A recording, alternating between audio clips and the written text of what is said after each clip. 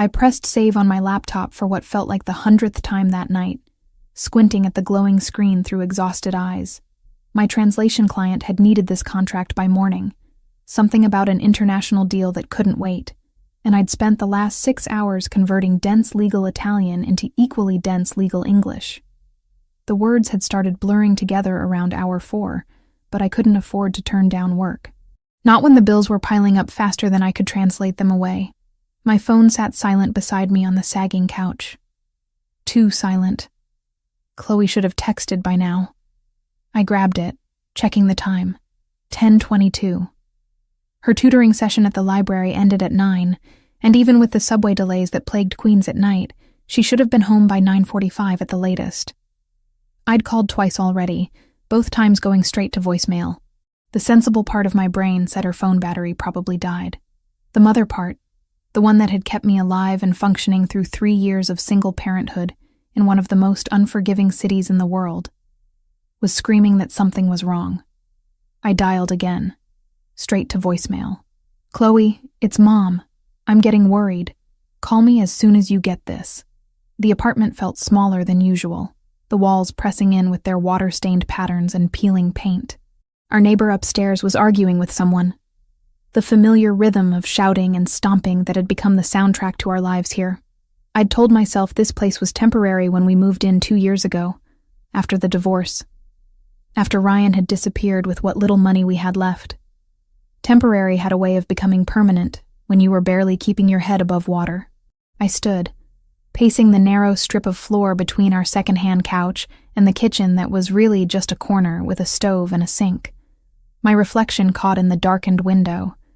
A tired woman with hair that needed a trim and clothes that had seen better days.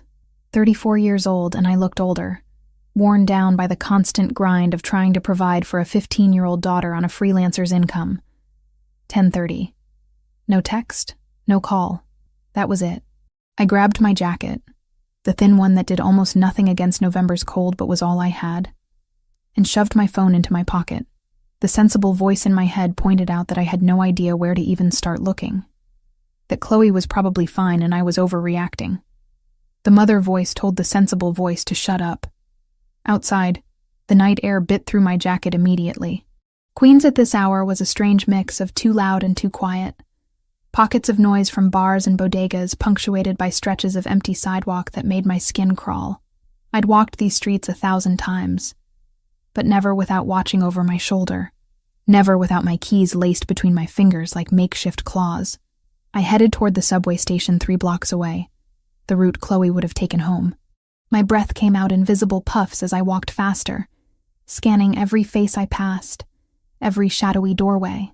A group of men stood outside a corner store, their conversation stopping as I approached. I kept my eyes forward, my pace steady, channeling the kind of confidence I didn't feel. They let me pass without comment. The subway entrance was empty, the token booth attendant barely glancing up as I peered down the stairs. No sign of her. I pulled out my phone again, dialing with shaking fingers. Voicemail. "Chloe, please. I'm out looking for you. I'm worried. Just let me know you're okay." I turned back toward the street, mind racing through possibilities I didn't want to consider. The library was another 10 blocks north. Maybe she'd stayed late, lost track of time. Maybe her phone really was dead, and she was walking home right now, about to turn the corner and wonder why I was standing here looking panicked. Thunder rumbled overhead, and I looked up to see dark clouds blocking out what little moonlight had filtered through the city's perpetual glow. Perfect. Because this night needed to get worse. The first drops hit my face as I started walking toward the library. Within minutes, it became a downpour, the kind of sudden deluge that only happened in bad movies and apparently my life. My jacket was soaked through immediately, my hair plastered to my skull. But I kept walking. The library was closed by now. I knew that. But maybe I'd find her somewhere along the way. Maybe she'd taken shelter from the rain. The streets emptied as the storm intensified. Smart people were inside, dry, safe. I was out here searching for my daughter in the dark, with no plan and no idea if I was even going in the right direction. But what else could I do? Sit at home and wait. Hope that everything was fine when my gut was telling me it wasn't. I passed the 24-hour laundromat, its fluorescent lights harsh against the darkness. A few people sat inside, staring at their phones or watching their clothes tumble. None of them were Chloe. The pizza place next door was closing up, the owner pulling down the metal gate. He didn't look at me as I passed. My phone buzzed and I nearly dropped it in my haste to check. Unknown number. I answered anyway, desperate. Hello? Static. Then silence. Then the call dropped. I swore under my breath, trying to call back, but it went nowhere. Probably a wrong number, but my heart was pounding so hard I could feel it in my throat. 6 blocks from home now. Heading into a part of Queens I usually avoided after dark. The buildings here were more run down, the streetlights more sporadic. But there was a park up ahead, one with a covered pavilion where kids sometimes hung out. Maybe Chloe had gone there to wait out the rain. The park was darker than the street, the few lamps that worked casting sickly yellow pools of light. I could see the pavilion ahead, its roof just visible through the rain. Someone was sitting there, a dark figure on one of the benches. My heart leaped, then fell as I got closer and realized it was too large to be Chloe, too broad-shouldered. I was about to turn away when I heard it. Running footsteps, splashing through puddles, then a voice, young and terrified. Please, please help me. I spun around and there she was, my daughter, soaking wet and running toward the pavilion like her life depended on it. Relief flooded through me so intensely I almost collapsed. She was alive. She was here. She was not looking at me, looking at the man on the bench, the stranger I'd been about to walk away from. And behind her, maybe 20 feet back, another figure, a man in a dark hoodie, moving fast. "Chloe!" I screamed, but she didn't hear me over the rain and her own terror. She reached the pavilion, stumbling up the steps, and threw herself toward the seated man. "Please," she sobbed, and I could hear the raw fear in her voice, even from where I stood. "That man, he's been following me. He tried to grab me. Please help me." I ran. My legs moved without conscious thought, driven by pure maternal instinct. Nothing else mattered except getting to my daughter. The hooded man had reached the pavilion steps now, and I could see him more clearly under the lamplight. He was bigger than I'd thought, his face shadowed but his body language aggressive. Entitled. The seated man stood. Even through the rain and my panic, I registered certain things about him. The expensive cut of his clothes, the way he moved with absolute certainty, the fact that despite being caught in the middle of a rainstorm, he looked completely in control. He stepped in front of Chloe, placing himself between her and the approaching man. "Stay behind me," he said, his voice quiet but carrying easily through the storm. He had an accent, subtle but definitely there. Italian, maybe. "That's my girl," the hooded man said, and I could hear the anger and something worse underneath it. "She's coming with me." "I don't think so." The seated man, standing now, didn't raise his voice. He didn't need to. There was something in his tone that made the hair on my arms stand up despite the cold and wet. "I don't want trouble," the hooded man said, but he was still advancing. "Just give me the girl," and he pulled something from his pocket. Metal glinted in the lamplight. A knife. I was still 10 feet away. Too far. Too slow. Everything seemed to happen in slow motion and too fast all at once. The hooded man lunged forward. The standing man moved. I'd never seen anyone move like that outside of movies. One moment the knife was there, threatening. The next, the standing man had somehow gotten inside the other man's reach, his hand clamped around the wrist holding the weapon. There was a sharp crack, audible even over the rain, and the hooded man screamed. The knife clattered to the concrete. 2 more men appeared from the darkness, and I realized they'd been there all along, waiting. They wore dark suits that were somehow still crisp despite the rain, and they moved with the same predatory grace as the first man. They grabbed the hooded man, who was cradling his wrist and moaning. "Take him somewhere quiet," the first man said. "Have a conversation about appropriate behavior." "Please," the hooded man whimpered. "I didn't mean... I'm not interested in your excuses." The first man's voice had gone colder than the rain. "You terrified a child. You'll answer for that." The 2 suits dragged him away into the darkness. I finally reached the pavilion, taking the steps 2 at a time, and Chloe turned and saw me. "Mom!" She threw herself into my arms. shaking so hard I could feel it through both our soaked clothes. "Mom, I'm so sorry. I'm so sorry. My phone died, and then that man. He started following me from the subway, and I didn't know what to do, and—" "Shh. It's okay. You're okay now." I held her tight, one hand stroking her wet hair, my own hands shaking with reaction. "You're safe. I've got you." Over her head, I met the eyes of the man who'd saved her. Up close, I could see him more clearly. Dark hair, expensively styled despite the rain. Sharp features that were probably handsome when they weren't set in an expression of controlled menace. Eyes that were assessing me the same way I was assessing him, cataloging, judging. "Thank you," I managed, my voice unsteady. "Thank you so much. I don't know what would have happened if—" "Nothing good," he said simply. He pulled a handkerchief from his pocket, somehow still pristine, and offered it to Chloe. "For your face." She took it hesitantly, wiping at the mixture of rain and tears. "Thank you," she whispered. "I'm sorry I bothered you. I just saw you sitting here and I thought—" "You thought correctly." He looked at me again. "Where do you live?" I hesitated. Every instinct I had about stranger danger was screaming, but he'd just saved my daughter from God knows what. And Chloe was trembling against me, and the rain showed no signs of stopping. 5 blocks south," I said finally. "Near Jefferson." He nodded once. "I'll walk you home. It's not safe for you to be out here alone. We don't want to trouble you any more than we already have," I started, but he was already removing his coat, a long, dark overcoat that probably cost more than my monthly rent, and draping it over Chloe's shoulders. "No trouble," he said. His eyes found mine again, and there was something in them I couldn't quite read. Not threat, not exactly, but not simple kindness either. "I insist."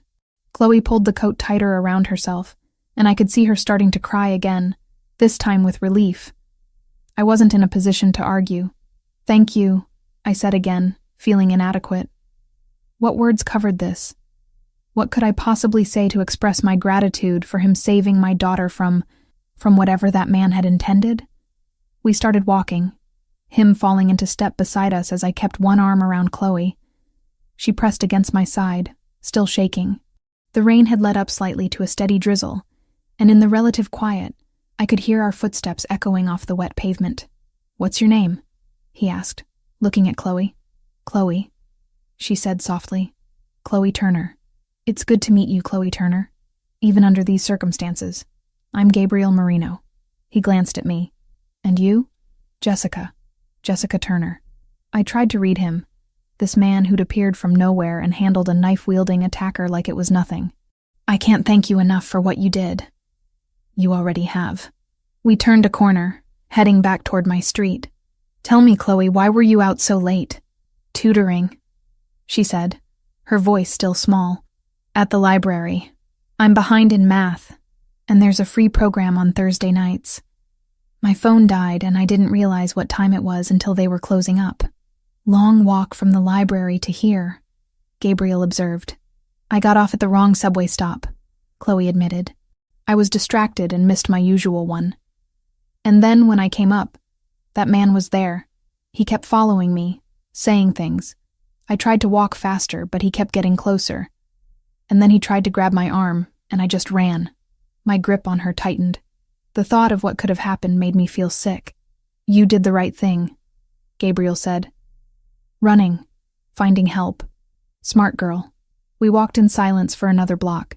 I snuck glances at him, trying to figure out who this man was. The expensive clothes, the way those other men had appeared when needed, the casual violence with which he'd disarmed the attacker. None of it screamed ordinary businessmen.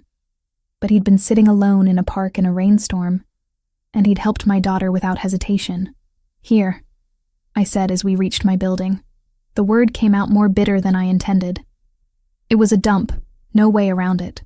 Cracked facade, one window on the second floor covered with cardboard, graffiti on the door that the landlord never bothered to clean. I saw Gabriel take it all in with those sharp eyes. We climbed the 3 steps to the entrance, and I fumbled for my keys. Chloe was still wrapped in his coat, and she looked so small and young in it, the fabric pooling around her feet. "Thank you," I said one more time as I got the door open. Really, I don't know how to repay. No repayment necessary. He reached into his pocket and produced a card, small and white. But take this. If you need anything, if there's any trouble, call that number. I took it hesitantly. It had a phone number and nothing else. No name, no business, just digits. I don't understand. You don't need to. He looked at Chloe, who was starting to take off his coat. Keep it for now. You can return it another time. But it's expensive. We can't. I insist. His tone made it clear the discussion was over. He looked at me one more time, and again I had that feeling of being catalogued, assessed. What he was looking for, I had no idea. Lock your door. Check your windows. This neighborhood isn't safe. I know, I said quietly, as if I needed the reminder. He nodded once more, then turned and walked back into the rain without another word. Chloe and I stood there watching him disappear into the darkness, and I realized my hands were shaking again. Come on, I said, guiding her inside. Let's get you dry. Our apartment felt different when we stepped inside. Smaller somehow. I helped Chloe out of her wet clothes and into dry ones. Made her hot tea even though it was probably too late for caffeine. Didn't care. She sat on the couch wrapped in blankets. Gabriel Marino's expensive coat draped carefully over the back of a chair. I'm sorry, Mom, she said again. I should have charged my phone. I should have been more careful. None of this is your fault. I sat beside her, pulling her against me. That man, he's the one who did wrong, not you. But if I hadn't gotten off at the wrong stop, then he would have followed some other girl. I kissed the top of her head. You were smart, Chloe. You found help. You kept yourself safe until I could get there. Who do you think he was? She asked. Gabriel, I mean. He seemed dangerous, I finished. Yeah, I noticed that too. But he helped me. He did. I looked at the card sitting on our coffee table, white and innocuous. He definitely did. We sat there for a long time, listening to the rain and the neighbors arguing upstairs and all the familiar sounds of our small, shabby life. But something had changed tonight. I couldn't quite name what it was, but I could feel it. A shift in the world around us. Gabriel Marino had entered our lives for just a few minutes, had saved my daughter, had looked at me with those assessing eyes, and he'd given me his number, just in case. I picked up the card again, running my thumb over the raised digits. No normal person gave out cards like this. No normal person handled attackers the way he had. No normal person had suited men appear from the shadows at his command. I should have been more afraid. Should have been worrying about what kind of man we'd just encountered. But all I could think about was Chloe's face when she'd run to him. The absolute terror that had been there, and the way it had disappeared when he'd placed himself between her and danger. Whatever Gabriel Marino was, whoever he was, he'd protected my daughter when she needed it most. For now, that was what mattered. I tucked the card into my wallet, behind my driver's license where it wouldn't get lost. Just in case, I told myself. Just in case we needed help again. I had no idea how soon that would be. Friday morning arrived with weak sunlight filtering through our water-stained windows, the kind of pale November light that promised nothing good. I'd slept maybe 3 hours, kept jerking awake, convinced I heard Chloe screaming, only to find her curled up in her bed across our shared bedroom. Gabriel Marino's expensive coat folded carefully on the chair beside her like a talisman. I made coffee with hands that still shook slightly when I thought too hard about last night. The cheap instant kind that tasted like battery acid, but had enough caffeine to get me functional. My laptop sat open on the kitchen counter where I'd left it. The completed translation still pulled up on screen.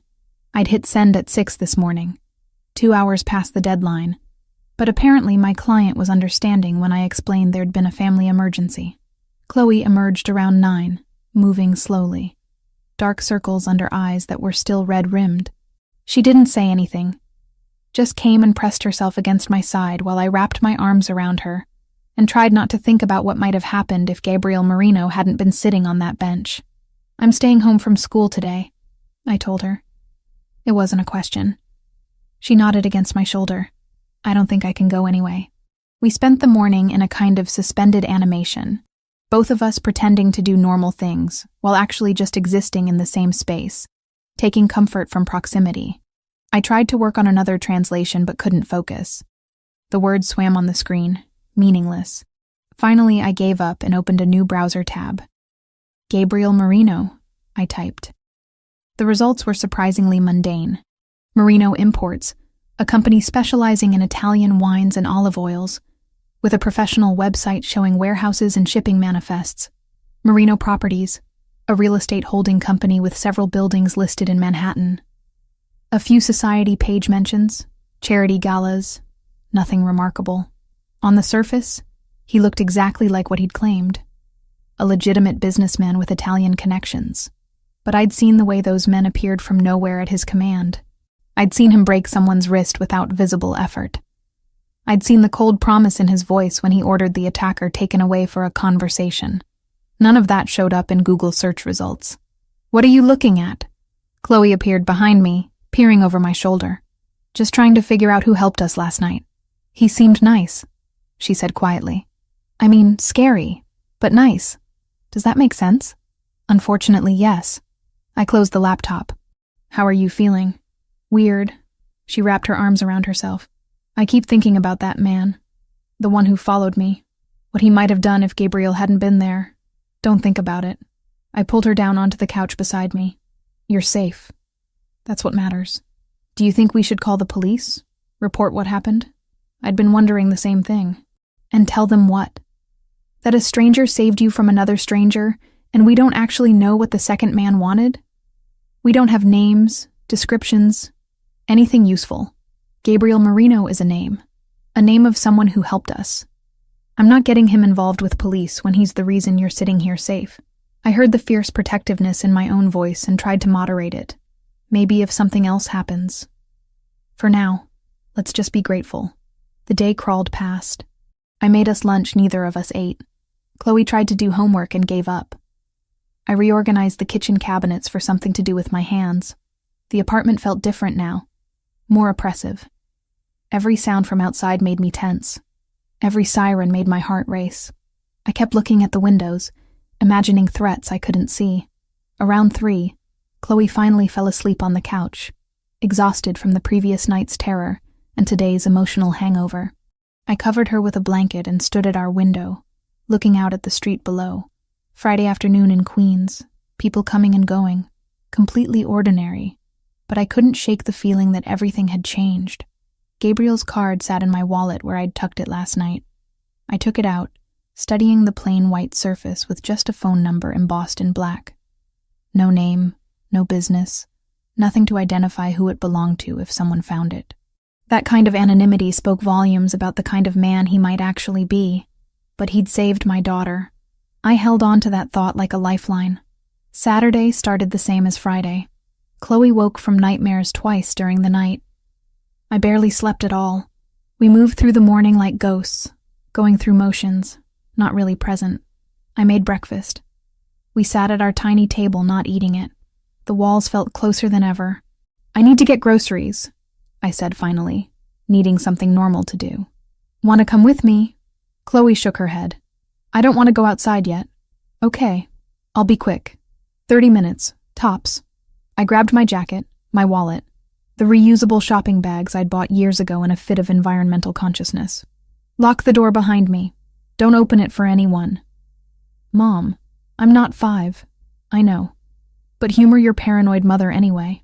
The corner grocery store was 4 blocks away, a cramped place with narrow aisles and prices that were too high, but saved me the subway ride to somewhere cheaper. I moved through it mechanically, grabbing bread, milk, eggs, pasta, the staples we lived on. My mind wasn't on shopping. It kept replaying Thursday night over and over, seeing Chloe's terrified face, hearing her scream for help. I was in the checkout line when I heard it. Pop, pop, pop, pop. Rapid succession, unmistakable. Everyone in the store froze for a split second. That moment of denial where your brain insists it must be fireworks or a car backfiring or anything except what it actually is. Then someone screamed, and the spell broke. "Everybody down!" The cashier dropped behind the counter. I dove for the floor, my shopping bags scattering. More shots, closer now, and the sound of squealing tires. People were yelling, crying, and I was scrambling for my phone because Chloe was home alone, and those shots sounded so close to our building. The shooting stopped as suddenly as it started. For a moment there was just shocked silence. Then the sound of car engines accelerating away and more screaming. I stayed low, my phone clutched in my hand, trying to call Chloe with shaking fingers. She answered on the first ring. "Mom? Are you okay? Are you safe?" "What's happening?" I heard gunshots and something hit the window and... "Stay away from the windows." I was already moving, crawling toward the store entrance. "Get in the bathroom, lock the door, stay low. I'm coming home right now." "Mom, I'm scared." "I know, baby, I know. I'm 2 minutes away. Stay in the bathroom." I ran. Didn't think about the groceries I'd dropped. Didn't think about whoever might still be out there with guns. Just ran. My lungs burning, my legs pumping, while my mind supplied increasingly horrific images of what I might find when I got home. Our building looked intact from outside, but I could see the shattered window on the second floor, glass glittering on the sidewalk below. Not our floor, thank God, but close enough. I took the stairs 3 at a time, fumbled with my keys, burst through our door. "Chloe!" Bathroom. Her voice was high and thin with fear. I found her curled in the bathtub, exactly where I'd told her to be, her arms wrapped around her knees. But when I came through the door, I saw what she'd been talking about. Our tiny bathroom window, the frosted glass one that faced the street, had a neat round hole punched through it. A bullet hole. Oh my God. I reached for her, pulling her out of the tub and into my arms. "Are you hurt? Did any glass hit you?" "No. I was already in here when it happened." "Mom, what's going on?" "I don't know. But I did know. In that sick, certain way, you know things you don't want to be true. This neighborhood had always been rough around the edges. But this was different. This was the kind of violence that didn't care about collateral damage, about mothers and daughters just trying to survive." We stood there holding each other while sirens wailed closer, and I made a decision. Pride was a luxury I couldn't afford anymore. Safety mattered more than my dignity. Gabriel's card was in my pocket. My hands were shaking so badly it took me 3 tries to pull it out. "What are you doing?" Chloe asked. "Getting us help." I dialed before I could second-guess myself. He answered on the first ring. Yes. One word, calm and unsurprised, like he'd been waiting for exactly this call. "Mr. Marino, this is Jessica Turner. We met, I remember. What's wrong?" His directness cut through my panic. "There was a shooting, on our street. A bullet came through our window. My voice cracked. "I don't know what to do." "Where are you now?" "Home. In the bathroom with my daughter." "Are either of you injured?" "No." "Good. Stay there. I'll be there in 15 minutes. The line went dead. I stared at my phone, not sure whether I should feel relieved or terrified. I'd just called a man I didn't know, who might be involved in God knows what, and invited him back into our lives. But what choice did I have? The police would file a report, tell us we were lucky, and leave. They couldn't protect us. They couldn't make this stop. "Is he coming?" Chloe asked. "He's coming." We waited in that bathroom, sitting on the closed toilet lid because there wasn't room for both of us anywhere else, and listened to the sounds of the building coming alive with panic. Neighbors in the hallway, talking loudly, scared. Someone was crying. Mrs. Liu from next door was shouting at someone on the phone in rapid Cantonese. The world had gone insane, and all we could do was wait. Gabriel Marino arrived in 13 minutes. I knew because I was watching the clock, counting every second. His knock was firm, but not aggressive, and when I opened the door, he was standing there in different clothes than Thursday night, but with the same aura of controlled authority. This time he had 3 men with him, all wearing dark suits and the kind of alertness that spoke of professional security. "Jessica." He stepped inside, his eyes doing a rapid assessment of the space. "Show me where the bullet came through." I led him to the bathroom. He examined the window in silence, then looked at the trajectory, his expression growing progressively darker. One of his men was already on the phone, speaking in low tones. Another was checking the rest of our apartment, looking at sightlines and angles. "Sit down." Gabriel said, and his voice had gone very calm in a way that made my skin prickle. Both of you. We sat on our sagging couch. He pulled over the folding chair from our kitchen table, the one that wobbled, and sat facing us. His men had moved to positions by the door and window, watching, waiting. This wasn't random, he said without preamble. This was a territorial dispute between the Sinaloa cartel and a local gang trying to expand into their distribution area. They'd been building to confrontation for weeks. Today was the opening move. How do you know that? The question came out before I could stop it. His eyes met mine, and there was no pretense in them. Because I know who controls what in this city, and I know when those controls are being challenged. He paused. This neighborhood is going to get worse before it gets better. Much worse. Probably within the next few days. Chloe's hand found mine, gripping tight. What do we do? You leave. He said it simply, like it was the only logical option. You can't stay here. It's not safe. We can't afford to just move, I said, and hated how defeated I sounded. I work 16-hour days as a freelance translator and I can barely make rent here. I have maybe $300 in savings on a good month. My ex-husband disappeared 3 years ago without paying a cent of child support. I don't have family who can help. Moving isn't an option. What if it was? Gabriel leaned forward slightly.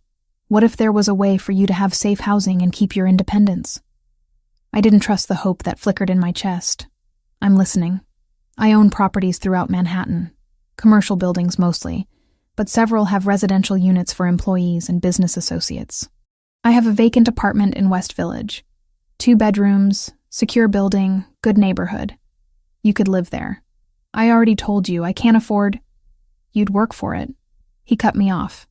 Not rudely. Just matter of fact. My import companies deal with Italian suppliers. Wine, olive oil, specialty foods, textiles. I need translators for contracts, correspondence, documentation. You speak Italian? Fluently. I studied it in college, and I've been translating Italian to English for 8 years. Then you have a job. Legitimate work for legitimate pay. $3,000 a month plus the apartment. He watched my face carefully. It's not charity. I actually need the work done. My current translator is retiring and I was going to have to hire someone anyway. $3,000 a month.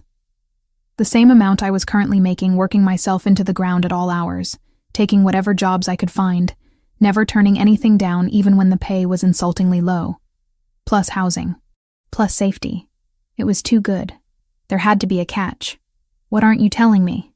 I asked. Something that might have been respect flickered across his face. The building where the apartment is located. I live there too, in the penthouse. I'm telling you this now because I want you to understand that security in that building is extremely tight. I personally oversee it. If you live there, you'll be safe, but you'll also be living in a building where I can keep an eye on things. You mean keep an eye on us? I mean keep you safe, he corrected. There's a difference. I'm not interested in controlling your life, Jessica. I'm interested in making sure you and your daughter aren't caught in crossfire from a war that has nothing to do with you. Chloe was staring at him with something like hope on her face. I looked around our apartment, at the cracked walls and the window with the bullet hole and the pervasive smell of mildew we could never quite get rid of. Then I looked at my daughter, at the dark circles under her eyes, and the fear she was trying so hard to hide. Pride was a luxury. Safety was a necessity. When would we move? I heard myself ask. Monday morning. I'll send people to pack and transport your things. You won't have to do anything except show up. He stood, somehow making the gesture look decisive rather than dismissive. I'll have the paperwork drawn up. Proper contract, everything legal and above board. This is a business arrangement, not a favor. I need a translator. You need safe housing. We both benefit. Why are you doing this? The question came out smaller than I intended. You don't know us. Why do you care? He looked at me for a long moment, and I couldn't read what was in his expression. Thursday night, your daughter ran to me for help. She was terrified and alone, and she trusted me to protect her. That means something. In my world, when someone puts their trust in you like that, you don't walk away. What is your world exactly? Nothing you need to worry about. He moved toward the door. his men falling into formation around him with practiced ease. Monday morning, 8 a.m. Be ready. Wait. I stood up, my legs unsteady. I have conditions. He turned back, one eyebrow raised slightly. The work has to be legitimate. Real translation work, nothing illegal, nothing questionable. If I'm translating something and it doesn't seem right, I walk away. No questions asked, no pressure. I lifted my chin, trying to look more confident than I felt. And my daughter doesn't get involved in whatever else you do. She's completely separate from any business you have that isn't legal. Agreed. He didn't even hesitate. Anything else? That apartment, we're really just employees using company housing? This isn't some kind of arrangement where you expect...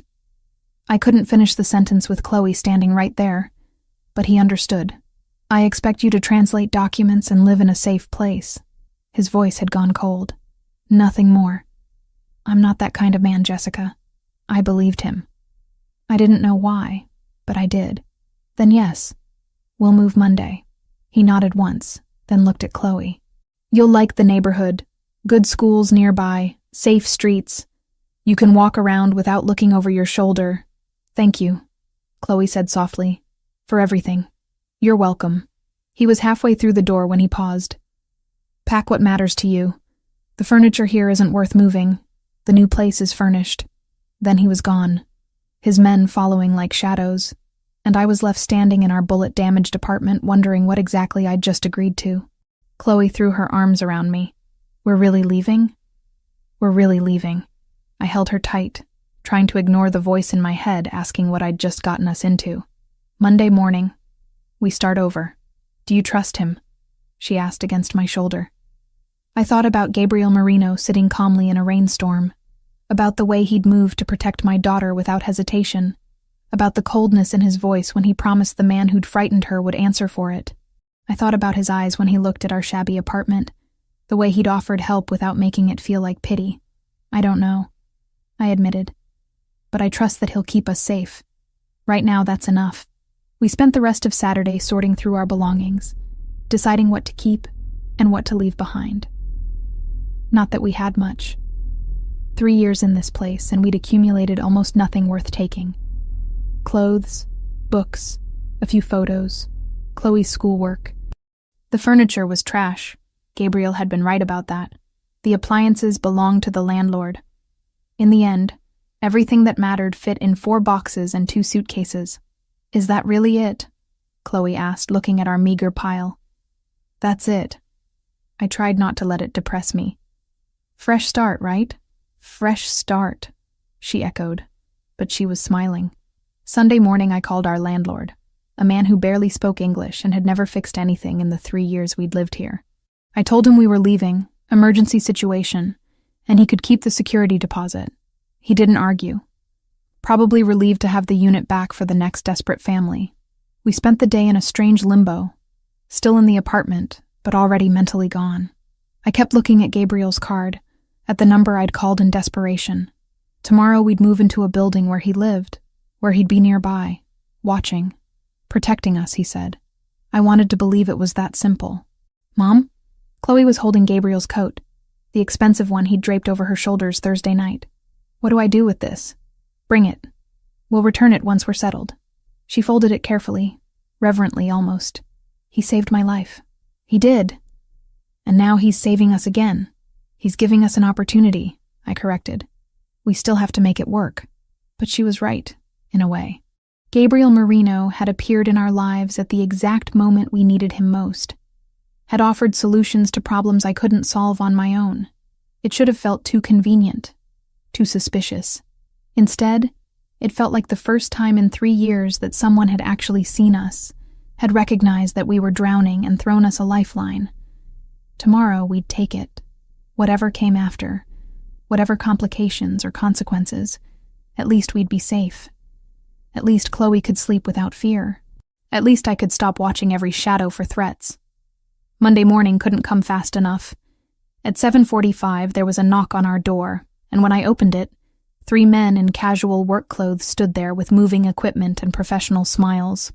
They handed me coffee from an expensive cafe and proceeded to pack up our entire life in under 2 hours, with more care than our belongings had ever received. The drive to Manhattan felt like crossing into another country. We went from worn-down Queens to West Village with its tree-lined streets and brownstones, and the kind of architectural beauty I'd forgotten existed. Gabriel's building stood on a quiet corner, all red brick and iron balconies and careful maintenance.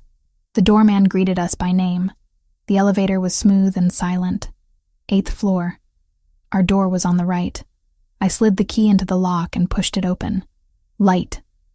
That was the first thing that hit me.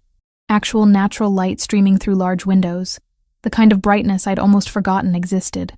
Chloe pushed past me, her sharp intake of breath echoing my own reaction.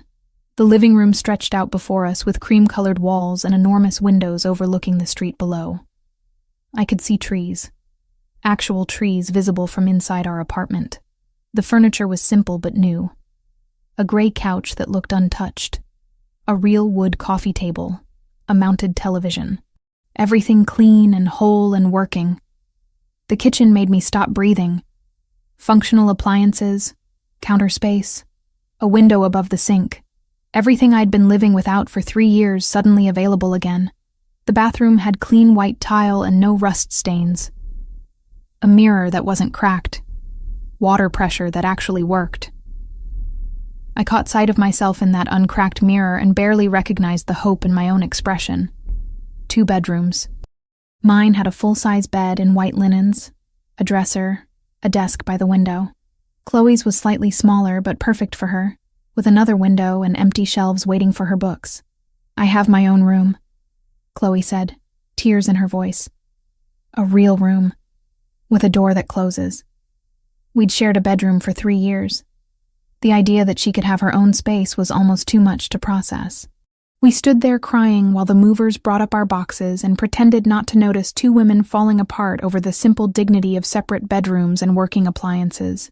By noon, our meager possessions were arranged in this space that felt impossibly large.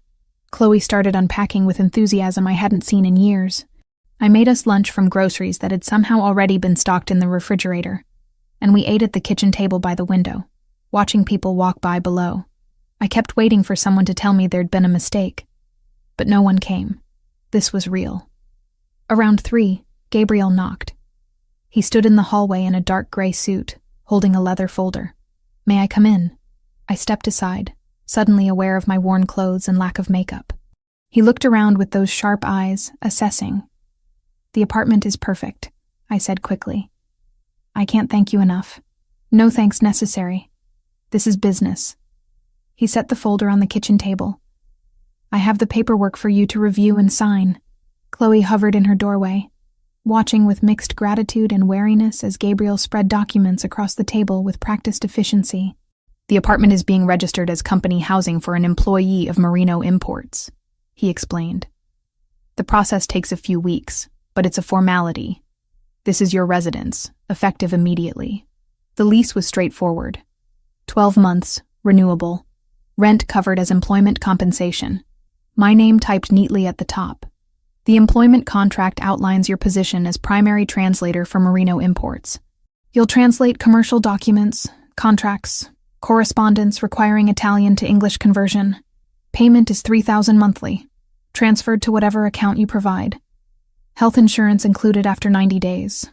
Health insurance. I'd been without it for 2 years, living in constant terror of medical emergencies. You'll work remotely unless specifically needed on site. My assistant, Sophia Valentini, will coordinate assignments. He slid me a business card. Her contact information. "The work is legitimate," Gabriel said, his voice harder and more direct. "You'll translate real commercial contracts for real business. Merino Imports deals in wine, olive oil, specialty foods, all legal trade. You won't be exposed to anything questionable. And if I am, then you tell me, and we address it." He didn't look away. "You have my word." "I have conditions," I said. "I remember. Legitimate work only, which we've established.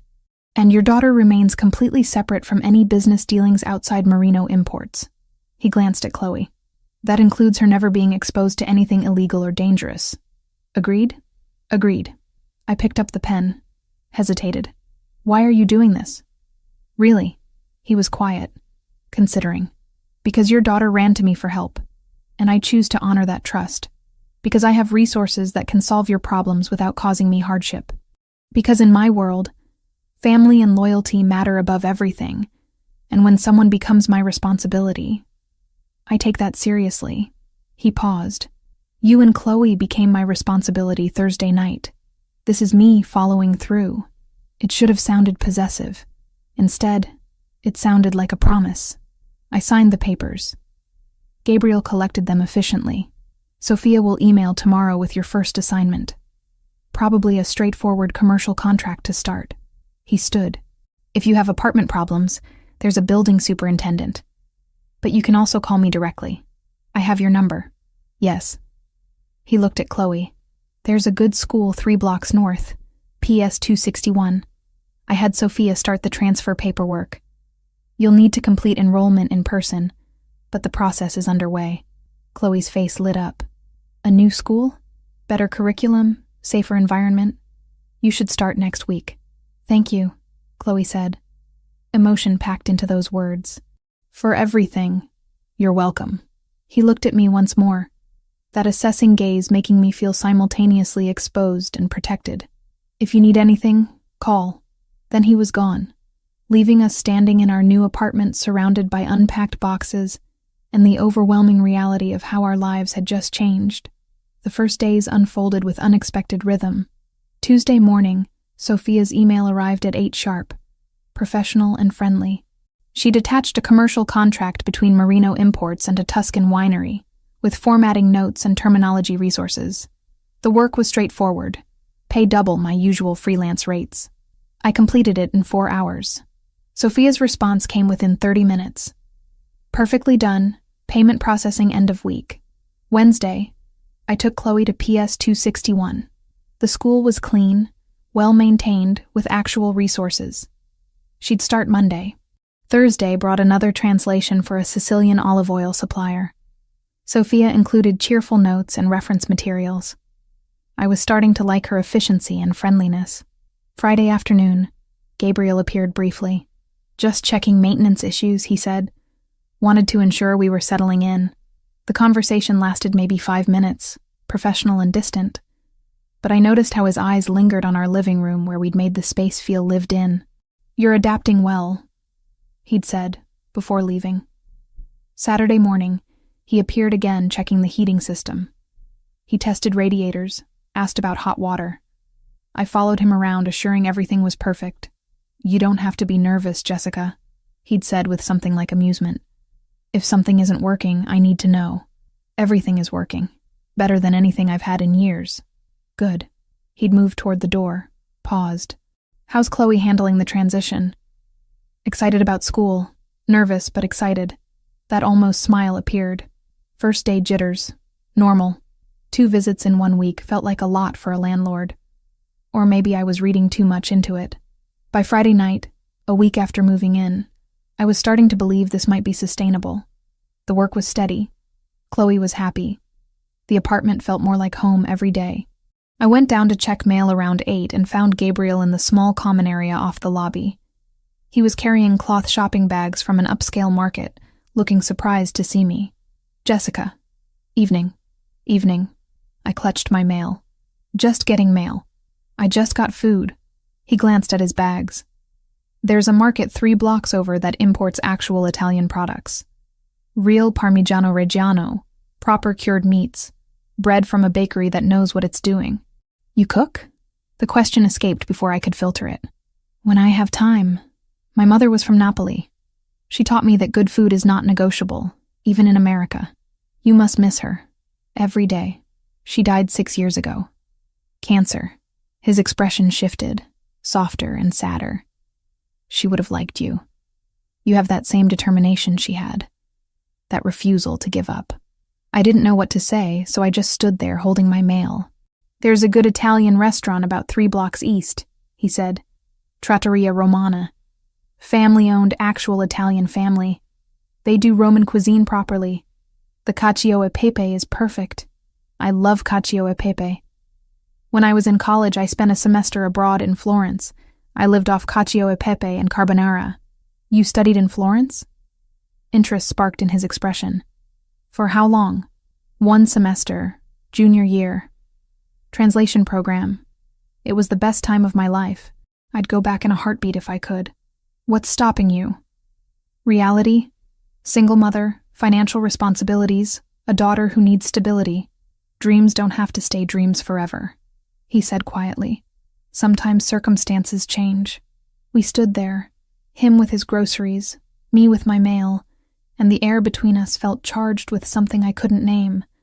Not quite attraction, though he was attractive in an intimidating way, but recognition. Like he saw me, really saw me. I should let you go, I said finally, before the cold items warm up. Right. He picked up his bags but didn't move. Do you cook, Jessica? Beyond necessity? I used to love it, when I had time and money and a kitchen that worked. You have a kitchen now. I do. I smiled despite myself. I've been eyeing those burners like they might disappear. His mouth curved slightly. Italian cuisine is about simple ingredients done properly. You should try making something from Florence. See if you can recreate those memories. Maybe I will. Maybe I could recommend some suppliers, places with proper Italian ingredients. If you're interested. I might be interested. I'll have Sophia send you information. The market I mentioned, a few others. You can't make real Italian food without real Italian bread. No, you really can't. We stood there another moment, neither moving, the silence stretching and becoming awkward. Good night, Jessica. Good night, Gabriel.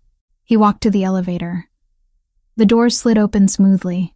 He stepped inside, turned to face me, his dark eyes meeting mine once before the doors closed. I stood there alone, heart beating faster than it should from a simple conversation about cooking. This was dangerous. Not in the way Gabriel was clearly dangerous, but dangerous to me personally. To the walls I'd built after Ryan left, Gabriel kept appearing, kept offering help, kept looking at me with those eyes that made me feel visible, and I kept responding, kept extending conversations, kept finding excuses to stand too close. This was going to be complicated. I could feel that certainty settling into my bones, and just like Thursday night, I had no idea what to do about it except write it out and hope we all survived intact. 2 weeks after moving in, I woke up realizing I'd stopped checking the windows for threats. That shift felt monumental. Chloe had started at PS 261 and came home daily with stories about teachers who actually taught, and a friend named Maya she'd made. My work had fallen into steady rhythm. Sophia sent assignments 3 or 4 times a week, always with cheerful notes. The money hit my account like clockwork. For the first time in 3 years, I had enough. But Gabriel had started appearing more frequently, and I suspected the building didn't require as much maintenance as he claimed. Tuesday, he checked a perfectly functioning radiator. Wednesday, water pressure. Thursday, window seals. Each visit lasted 10 or 15 minutes, always professional, always with legitimate-sounding reasons. But I caught how his eyes lingered when he thought I wasn't looking, how he seemed to relax when he stepped into our apartment. Friday night, Chloe cornered me while I made dinner. She'd been quieter all week, watching me with that knowing teenage expression. Mom, can I ask you something? Always. I kept stirring pasta, hoping this wouldn't be uncomfortable. Does Gabriel like you? My hand stilled. He's my employer, Chloe. He's making sure we're settling in. That's not what I asked. She had her arms crossed. I asked if he likes you. Likes you. That's not... It's complicated. I turned to face her. Why are you asking? Because he looks at you differently than other people look at you. Like he's actually seeing you, not just looking past you. And you look at him the same way. I do not... I started. But she raised an eyebrow. It doesn't matter. Even if there was something there, which I'm not saying there is, it would be inappropriate. He's my employer. There's a massive power imbalance. But you think he's attractive. Chloe, it's okay if you do, Mom. I just want to know if you're thinking about it. Because I think he's thinking about it too. I sank into a chair, exhausted by pretending. I don't know what I think. He's attractive, yes. He's been kind to us. But I don't really know him. And what I do know suggests he's involved in things I shouldn't want to understand. Complicated doesn't mean impossible. You're allowed to have feelings. You're allowed to let someone take care of you for a change. When did you get so wise? I had a good teacher. She smiled and took over the pasta. Just think about it. And maybe stop pretending you don't light up every time he knocks. I did light up. That was the problem. Every time I heard his voice, something in my chest lifted in a way I'd almost forgotten was possible. Saturday morning, Gabriel knocked earlier than usual. When I opened the door, he wore casual clothes, dark jeans and a charcoal sweater, instead of his usual suit. "Jessica, do you have a few minutes?" "Of course. Come in." I was still in pajama pants and an old sweatshirt. He didn't sit, just stood looking like he was choosing words carefully. "I wanted to discuss expanding your role. There's a larger project coming, translating a complete product catalog. 3 months of work. I wanted to gauge your interest." "I'm definitely interested." "Good. I thought we could discuss details over dinner. Monday night, if you're available. There's a restaurant in Tribeca I think you'd enjoy." It took me a moment to process. Dinner. To discuss work. To discuss work. And perhaps have a conversation that isn't interrupted by radiator inspections. His mouth curved slightly. "Unless you'd prefer to continue these conversations in 5-minute increments while I invent increasingly implausible reasons to knock on your door." Despite myself, I laughed. The radiator inspection was particularly creative. "I thought so. Sophia told me it was obvious, and I should stop pretending." He looked at me directly. "Have dinner with me. Let me take you somewhere nice and have an actual conversation." I should have said no. Should have maintained boundaries. But Chloe's words echoed in my head, and I was tired of always choosing the safe option. "Monday night. What time?" "I'll pick you up at 7. Wear something nice. The restaurant has a dress code." I spent Sunday having a crisis about what to wear. My wardrobe consisted of worn jeans and practical shirts. I had exactly one dress that could qualify as nice. Dark wine-colored, bought for a wedding 4 years ago. Chloe found me standing in front of my mirror Monday evening. "You look beautiful, Mom." "I look like I'm wearing a 4-year-old dress because I can't afford a new one." "You look elegant. But wear the black boots, the ones with the small heel." She was right. The boots added an edge that made the dress feel intentional. I left my hair down, added minimal makeup, tried not to feel like an imposter. Gabriel knocked at exactly 7 in a dark blue suit that fit perfectly. "You look beautiful," he said quietly. "You clean up pretty well yourself." I grabbed my coat and turned to Chloe, pretending not to watch. "I have my phone. Call if you need anything." "Have fun, Mom." She was grinning. The restaurant was intimate lighting, white tablecloths, choreographed waiters. Gabriel knew the host by name. We were led to a corner table offering privacy and a view. He ordered wine in flawless Italian, conversed with our waiter, seemed completely at ease in a way that highlighted how out of my depth I felt. "Relax," he said once we were alone. "It's just dinner." "It's really not though, is it? This is you taking me somewhere expensive and impressive. Both. I do want to discuss the catalog project, but I also wanted an excuse to take you somewhere that isn't your kitchen." "Why? You barely know me, Gabriel." "You're not just anything. You're a woman who was working herself into the ground trying to provide for her daughter, who accepted help when needed but maintained pride and set boundaries, who translates my contracts with precision I haven't seen in years." He paused. I find that compelling. Our food arrived, and conversation shifted to safer topics. He asked about Florence, and I told stories I hadn't thought about in years. He listened with genuine interest, asked questions that showed he cared about answers. "What about you?" I asked eventually. "Did you grow up speaking Italian?" "At home, yes. My mother refused to let me forget where I came from." Something sad crossed his face. "She died 4 years ago. Car accident. Drunk driver ran a red light." "Gabriel, I'm so sorry. It was quick. She didn't suffer. But it changed things. Made me reevaluate what mattered." He looked at his wine glass. "I'd spent so long building my business, accumulating power, and for what? My mother was just gone. Is that when you closed yourself off?" He looked at me sharply, then softened. "You're perceptive." "Yes. I focused on work, making sure everyone who depended on me was taken care of. Personal connections felt too risky, too much potential for loss. Until now. Until a woman and her daughter stumbled into my life and reminded me some risks are worth taking. The air between us felt charged. I should have redirected, kept things light. Instead, what exactly is your business, Gabriel? The parts that aren't importing wine? He was quiet, studying my face. Are you sure you want that answer? I'm not sure of anything, but I think I need to understand what I'm potentially getting involved in. I oversee certain operations in Manhattan.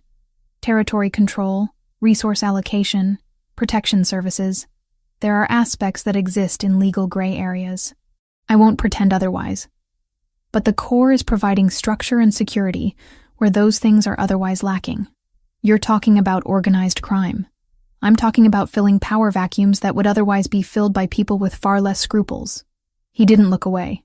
I won't lie to you, Jessica. What I do sometimes requires getting my hands dirty. But I have rules. Lines I don't cross. And the legitimate parts, merino imports, the properties, those are real. I sat processing. Do you want me to know the details? Do you want to know? No. The answer surprised me with its certainty. I don't think I do. I can see what's in front of me. A man who saved my daughter, who gave us safe housing and legitimate work. A man who's been respectful and kind even though he has power to be otherwise. That's what I choose to focus on. The rest is your world. Not mine. Not Chloe's. As long as that line stays clear, I can live with not knowing everything. Relief crossed his features. You're remarkably pragmatic. I'm remarkably desperate to keep my daughter safe and fed. Pragmatism is just what that looks like. I think you're stronger than you give yourself credit for. He reached across the table, fingers hovering near mine without touching. I think you see the world clearly, and I think that's why I can't stop finding excuses to knock on your door. My heart was beating so hard I could feel it in my throat. Gabriel, we should go before I say something that makes this even more complicated. We walked back in silence, the November air cold enough to see our breath. We walked close enough that our arms occasionally brushed. At the building entrance, he paused. The streetlights cast shadows across his face. Thank you for tonight, I said. For dinner, for the conversation, for being honest. Thank you for listening, for not running when I told you the truth. I'm tired of running. I've been running for 3 years. Maybe it's time to stop and see what happens when I stand still. He reached out slowly, his thumb brushing my cheekbone. Make a wish, he said softly, holding his thumb where I could see a tiny eyelash. I closed my eyes and wished for something I couldn't articulate. Safety, stability, courage. When I opened them, he was closer, his face inches from mine, and the world narrowed to this moment. I could have closed the distance, could have risen on my toes and kissed him. Every cell in my body screamed to do exactly that. Instead, I stepped back, my hand coming up between us. I can't. Not yet. This is too much. Too fast. I understand. He dropped his hand immediately, stepping back. I'm not going anywhere, Jessica. Take whatever time you need. You're being very patient. I'm being selfish. I want you comfortable, not compliant. I want you to choose this because you want it. His eyes held mine. So take your time. I'll be here when you're ready. And if I'm never ready, then we'll stay exactly as we are. And I'll be grateful you're in my life in whatever capacity you'll allow. He opened the building door. Good night, Jessica. Good night, Gabriel. Upstairs, Chloe was still awake, pretending to read. She took one look at my face and grinned. So, how was dinner?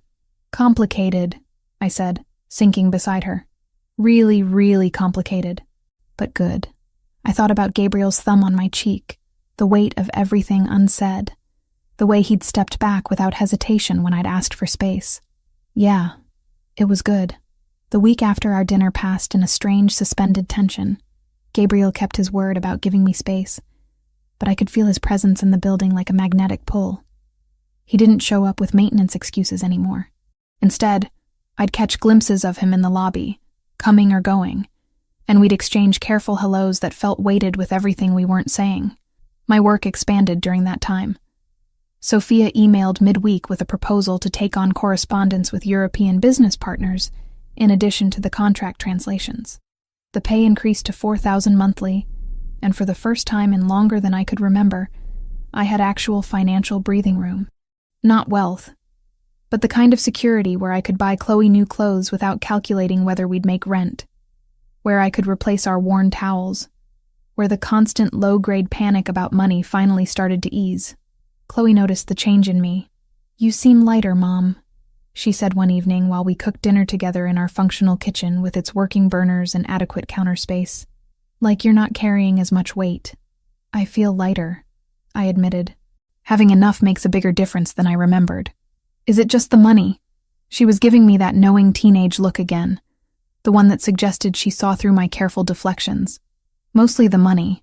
I focused on chopping vegetables, avoiding her eyes. "The money is the important part." "Sure it is." She didn't push, but her smile said she knew better. Gabriel started appearing in Chloe's life more directly during that week. Not in my space, respecting the boundary I'd set, but in the building's common areas where Chloe would run into him. She came home Tuesday afternoon talking about how he'd asked about school, whether she was enjoying PS 261, what subjects she liked best. Wednesday, he'd apparently brought her a book about architecture, telling her he'd noticed her sketching buildings in a notebook she'd left in the lobby. By Friday, Chloe was completely charmed. "He asked about my college plans," she told me, eyes bright with the kind of excitement I hadn't seen directed at an adult male figure in years. "Real questions, Mom, not the fake interested kind." He wanted to know what kind of architecture I liked, whether I'd thought about which programs might be good fits. He said he has connections at Columbia if I wanted an informational interview with someone in their architecture department. I watched her unpack her backpack. This 15-year-old girl who'd been forced to grow up too fast, who'd learned not to trust easily, who was now opening up to a man who represented both danger and safety in equal measure. The way Gabriel had approached her, careful, respectful, genuinely interested, showed a thoughtfulness I hadn't expected. He wasn't trying to win her over to get to me. He was treating her like a person who mattered in her own right. "What do you think of him?" I asked. "Really think, not just the surface impression." She sat down at the kitchen table, considering seriously. "I think he's kind of scary in the way that really powerful people are scary. But I also think he's genuine when he's with us.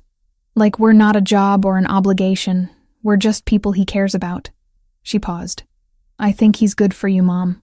I think maybe you're good for him too." "It's complicated, sweetheart.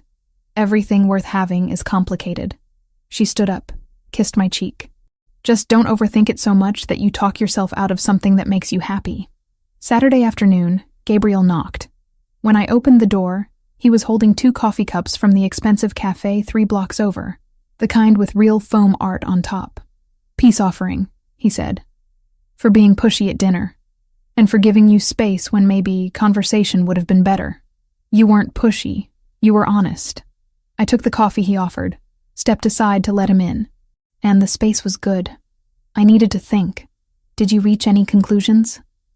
He stayed near the door, not assuming welcome beyond the threshold. "Some, still working on others." I gestured to the couch. "Stay. Chloe's at Maya's house for the afternoon. We could actually talk without radiator inspections." His smile was small but genuine. "I'd like that." We sat on opposite ends of the couch, coffee between us like a buffer, and for the first few minutes we just made small talk. The weather, the building, the neighborhood. Safe topics that didn't require vulnerability, but eventually the conversation found its way to deeper water. "Tell me about Florence," he said. "Really tell me, not just the highlights. What did you love about it?" So I told him. About walking the Ponte Vecchio at sunrise when the tourists were still asleep. About spending hours in the Uffizi getting lost in Renaissance paintings, seeing the brushstrokes up close, and understanding how Botticelli built his compositions layer by layer. About the food, yes, but more than that, about the philosophy of food. The way Italians treated meals as sacred time, as family ritual, as art form. About feeling for the first time like I was exactly where I was supposed to be, doing exactly what I was meant to do. "Why didn't you stay?" he asked. "After the semester, why come back?" Reality. Student visa expired, money ran out, and I had people expecting me back home. Plus, I was young and practical and convinced I needed a stable career. I laughed without humor. Look how that worked out. You have a stable career now. Thanks to you. Thanks to your skills, he corrected. I just provided the opportunity. You're the one doing work that's good enough that my European partners specifically requested you handle their correspondence. Sophia told me they've been impressed with your translations. That shouldn't have meant as much as it did. But hearing that my work was actually valued, that it wasn't just charity or obligation, made something warm unfurl in my chest. We talked for hours, trading stories and observations. He told me about his mother teaching him to appreciate art, about childhood trips to museums where she'd make him sketch the paintings they saw, training his eye for composition and color, about how she'd dreamed of him being an architect or an artist, something creative, and how disappointed she'd been when he chose business instead. Would you have done it differently? I asked. If you could go back, would you choose the path she wanted? No. His answer was immediate and certain. What I do, the business I run, it matters. It provides structure and security for hundreds of people who depend on me. It's not beautiful, but it's necessary, and I'm good at it. You can be good at multiple things. So can you. He shifted slightly closer. That master's degree you mentioned, in literary translation. Have you looked into programs? Gabriel, that's not realistic. Even with the increased pay, I have Chloe to support. Rent. I stopped, realizing. I don't pay rent. The apartment is part of compensation. Exactly. Your housing is covered, your income is stable, and Chloe's doing well in school. What's stopping you from at least researching programs, seeing what's possible? Fear, probably. Fear that I'll want it too much. Fear that I've waited too long and I'm not good enough anymore. Fear that you might actually get something you want. His hand found mine on the couch cushion between us. Jessica, you're allowed to want things for yourself. You're allowed to pursue dreams that don't directly relate to survival. We sat there, his hand warm over mine, and something shifted between us. The careful distance we'd been maintaining felt suddenly unnecessary. Would you like to have dinner again? I asked. Here, I mean. I could cook. Something Italian. Show you whether I actually learned anything in Florence. I would like that very much. His thumb traced small circles on the back of my hand. When? Next Friday? Chloe will be here, so nothing. I struggled for words that wouldn't make this awkward. I understand. Dinner with both of you. I'd enjoy that. The following week passed quickly. I researched master's programs in literary translation, telling myself I was just looking, not seriously considering. The application deadlines were months away. I had time to decide. But having the possibility, just knowing it existed as an option, changed something in how I saw my future. Friday arrived and I cooked. Real cooking. The kind I hadn't done in years. I made cacio e pepe from scratch, the way my host mother in Florence had taught me, with good imported pecorino that Gabriel had somehow arranged to be delivered. The kitchen filled with the smell of toasting pepper and melting cheese, and for a few hours I felt like the person I'd been at 21, before life had gotten complicated. Gabriel arrived exactly on time with wine and fresh bread. Chloe set the table with a formality that made me want to laugh and cry simultaneously. She was trying so hard to make this nice. Dinner was easy, comfortable, full of conversation and laughter. Gabriel asked Chloe about her architecture interests and actually listened to her answers, asked follow-up questions that showed he'd remembered previous conversations. He treated her with respect and genuine interest, and I fell a little more watching him do it. After dinner, Chloe excused herself to her room to work on homework that we all knew was probably just giving us privacy. Gabriel helped me clean up, and we moved naturally into the living room with wine, sitting closer on the couch than we had the previous week. Thank you for tonight, he said, for letting me be part of this. Your family, your home, it means more than you probably realize. What do you want from this, Gabriel? The question came out more direct than I'd intended. From me? From us? From whatever this is becoming? He set down his wine glass, turned to face me fully. I want a relationship with you. Real, not transactional. I want to know what makes you laugh, what you dream about, how you take your coffee. I want to be someone you trust, someone you choose to let in. He paused. I want to deserve the way you look at me when you think I'm not paying attention. How do I look at you? Like I'm someone worth hoping for. The space between us disappeared. I don't know who moved first, but suddenly we were kissing, his hands in my hair, mine clutching his shoulders. It was slow and exploratory, months of tension finally finding release. He tasted like the wine we'd been drinking and something darker, more complex.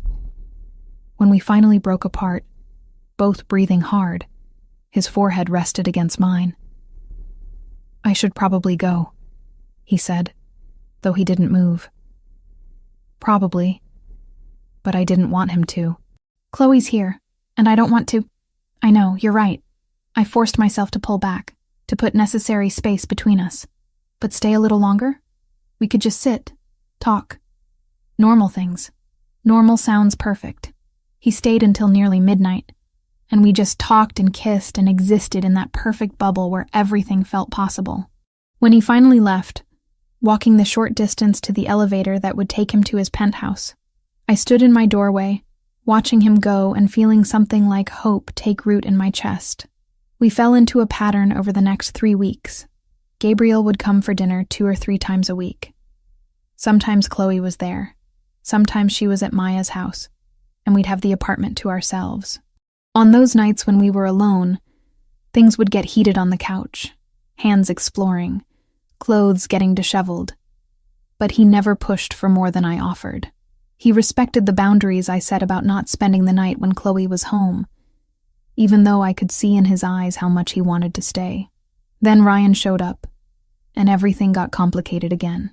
It was a Thursday night, late, nearly 11. Chloe was asleep in her room. I was finishing up a translation at the kitchen table when I heard shouting in the hallway. Loud, angry, definitely male. Then pounding on my door. Jessica, I know you're in there. Open the door. Ryan's voice. I froze, my blood going cold. I hadn't heard from him in 3 years, not since he'd emptied our joint account and disappeared. What the hell was he doing here? Jessica! More pounding. You think you can just move somewhere expensive and not share the wealth? Open this door. Chloe appeared in her doorway, eyes wide with fear. Mom? Stay in your room, I said quietly, reaching for my phone. Gabriel's number was already pulled up. I'd programmed it to speed dial weeks ago. Lock your door. Open the goddamn door! Ryan was still shouting, still pounding. Neighbors would hear. Someone would complain. This was exactly the kind of scene I'd spent 3 years avoiding. I dialed. Gabriel answered on the first ring. Jessica, Ryan's here. Outside my door. He's drunk and angry and...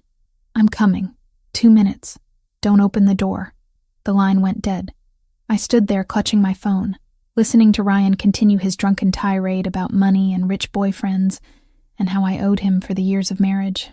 Then I heard the elevator ding, heard Gabriel's voice, cold and controlled in a way that made the hair on my arms stand up. You need to leave. Now. Who the hell are you? Ryan's belligerence faltered. This is between me and my wife. Ex-wife. And you're no longer her concern.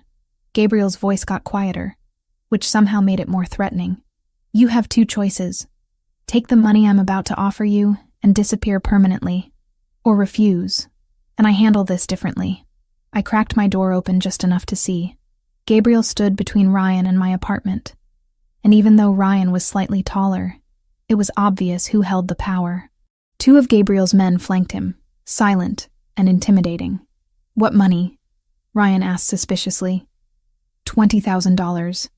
In exchange, you sign legal documents renouncing all parental rights to Chloe and agreeing never to contact Jessica or her daughter again. Break that agreement, and there will be consequences you won't enjoy. That's bullshit. She's my daughter. I have rights. You haven't exercised those rights in 3 years. You abandoned your family. The paperwork will simply formalize what's already true. Gabriel pulled an envelope from his jacket. The money is real. The offer expires in 30 seconds. Ryan looked at the envelope, looked at Gabriel, looked at the 2 men standing ready. Whatever he saw in their faces made him reach for the money. Fine. Where do I sign? My lawyer will contact you tomorrow with the documents. The money is yours once they're signed and notarized. Gabriel stepped closer, voice dropping even lower. If you contact Jessica or Chloe before then, or if you ever contact them after, I'll find you. Understand? Ryan nodded, clutching the envelope, and practically ran for the stairs. Gabriel watched him go, then turned to my door where I was still standing in the crack I'd opened. Are you okay? He asked. I nodded, not trusting my voice. Behind me, I heard Chloe's door open. Is he gone? She asked, her voice small and scared. He's gone, Gabriel said, his tone immediately gentler. And he won't be back. You're safe. I opened the door fully. Come in. Please. He did, and Chloe threw her arms around him, crying with relief and residual fear. He held her carefully, one hand stroking her hair, murmuring reassurances. Over her head, his eyes met mine, and I saw the cold fury still there, barely contained. Ryan would never bother us again. Gabriel had made sure of that, and I should probably have been more concerned about how he'd made sure, about what consequences he'd threatened. But all I felt was grateful that someone finally had protected us when we needed it most. The days after Ryan's confrontation changed something fundamental between Gabriel and me. The pretense of careful distance evaporated. He'd protected us in the most direct way possible, and pretending we were just employer and employee felt absurd after watching him intimidate my ex-husband into signing away his parental rights. Gabriel started spending more time in our apartment than in his penthouse. Not every night, respecting Chloe's presence and my boundaries, but often enough that his coat ended up on our rack, his preferred coffee in our cabinet, his presence woven into the fabric of our daily routine. He'd show up for dinner 3 or 4 nights a week, sometimes with takeout from the Italian restaurants he owned, sometimes just to eat whatever I'd cooked and help Chloe with homework afterward. I started learning the details of his legitimate businesses during those evenings. Merino Imports wasn't just a cover. It was a thriving operation with actual warehouses in New Jersey, real suppliers in Tuscany and Sicily, legitimate contracts with restaurants and specialty stores throughout the Northeast. He owned 2 restaurants outright, both serving traditional Italian cuisine, both profitable. The real estate holdings were extensive, buildings throughout Manhattan that generated consistent rental income. The legal side funds everything else, he explained one night while we cleaned up after dinner. It's not just for show.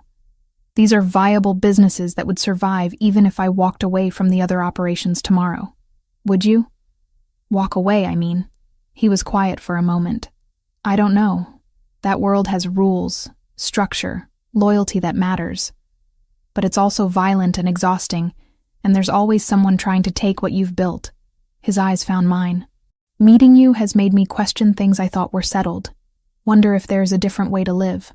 3 weeks after Ryan disappeared with Gabriel's money and his signature on legal documents, Gabriel invited me to dinner at one of his restaurants. Not as a date exactly, but as an introduction. I want you to meet Anthony, he'd said. He's my consigliere, my oldest friend. He's been asking about you. The restaurant was in Little Italy, warm brick interior, and tables covered in red checkered cloth. The kind of place that felt authentic because it was. Gabriel knew everyone by name, from the hostess to the line cooks. We were led to a private room in the back, where a man in his 50s waited, salt and pepper hair and sharp eyes that assessed me immediately. Anthony Fioraldi, he said, standing to shake my hand. I've heard a great deal about you, Jessica. Dinner was comfortable despite the obvious scrutiny. Anthony asked about my work, my background, Chloe's adjustment to the new school. Gabriel watched the interaction carefully, and I realized this mattered to him, that Anthony approved, that his closest advisor accepted me into the circle. Halfway through the meal, Gabriel excused himself to take a call. Anthony leaned forward the moment he left. He's different since he met you, Anthony said without preamble. Lighter, more patient. He's delegating responsibilities he used to insist on handling personally. He's prioritizing life over business in ways I haven't seen since Isabella died. Isabella was his wife? 4 years ago.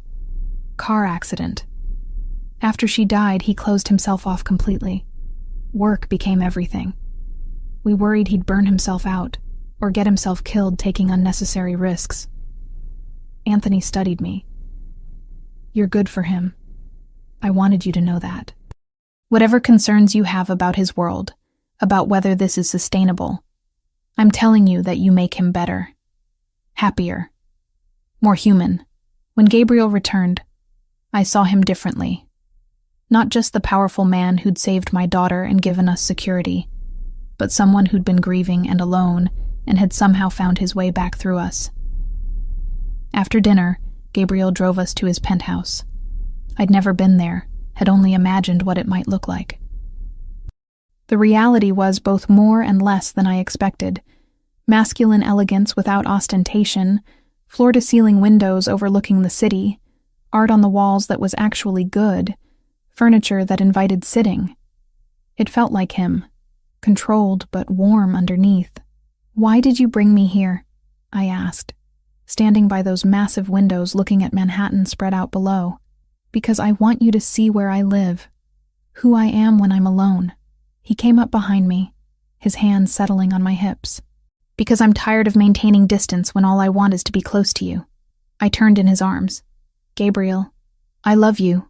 The words came out simple and direct. "I know it's fast, I know it's complicated, but I love you. You and Chloe both. You've become my family in every way that matters." My throat closed with emotion. "I love you too. God help me. I do."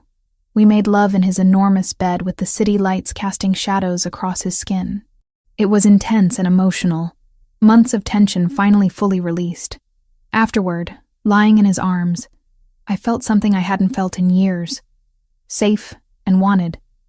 And like I'd finally found somewhere I belonged. "Stay the night," he murmured against my hair. "Chloe's at Maya's house. Stay with me." So I did. The conversation with Chloe happened the next afternoon. She'd been watching Gabriel and me navigate this relationship for weeks, and her teenager's radar had clearly picked up on the shift between us. "So you're together now?" she said. Not a question. "We're together," I confirmed. "Is that okay with you?" "Mom, I've been waiting for you to figure this out for like a month." She rolled her eyes affectionately. "Are you happy?" "I am. Scared, but happy." "What are you scared of?" "That it won't last.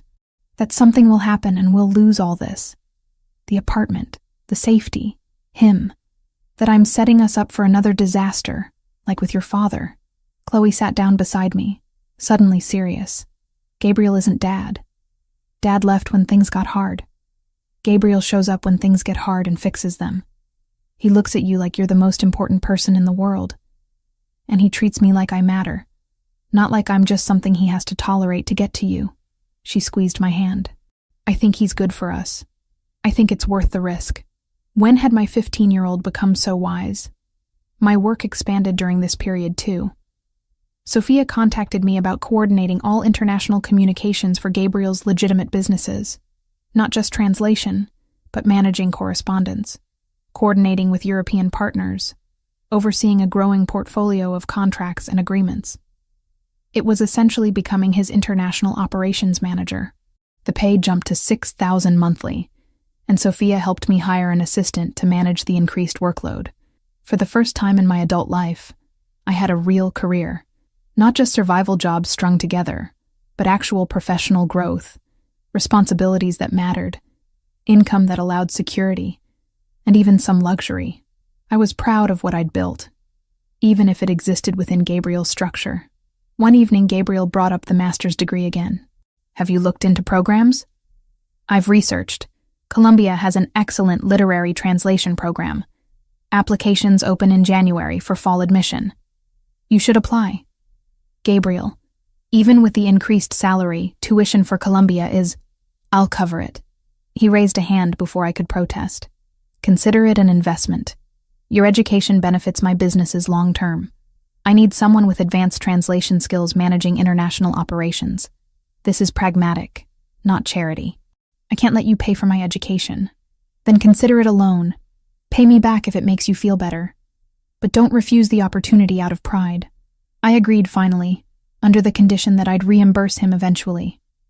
We both knew I probably never would, but the fiction let me accept with dignity intact. 3 months after that rainy November night when Chloe had